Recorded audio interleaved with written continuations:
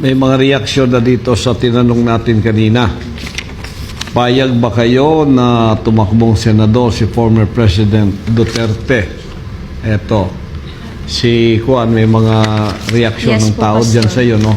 May I react? Alam mo, gusto ko, iniisip ko rin, parang na, it's just a fancy na baka. Pero ang problema, ang anak ko, si Inday, si Pulong, si Basti, pati si ang aking youngest na sa second wife ko. Yan yung nanay, oh. Ayaw. Yung mga ibang tao, former wife, baski ito si Lito, they can give the advice, but ang importante sa akin, yung sentimento ng anak niya, hindi siya. That's the rule of my life. Anak lang. Yan lang man ang dugo ko. Ayaw nila. Kasi dapat magpahinga na daw ako. Tsaka paano kasi na patumba sa motor, wala na talaga ako. Hindi ka ako makamotor.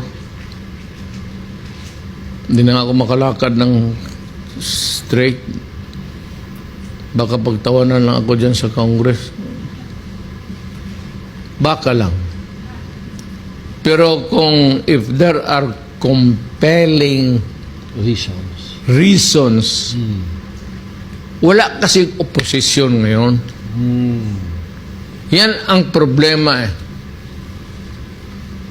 Walang oposisyon ngayon. Tahimik lahat. Tahimik ang media, tahimik ang radyo. Walang nagkikriticize mali man o hindi. Nobody's pointing at somebody or something which is not right or not good for the Filipinos. Not necessarily the President. Kaawa naman si Marcos. Yung mga tao sa baba, their actuations, the way they perform their duties, wala yan.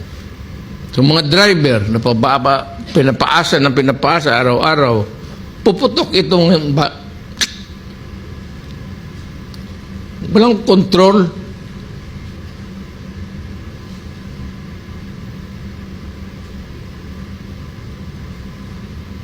Sabi, maghurmentado ka, sige, ang ilan.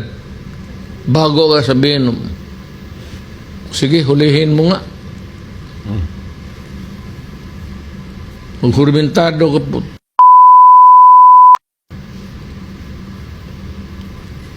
Why should be I afraid to?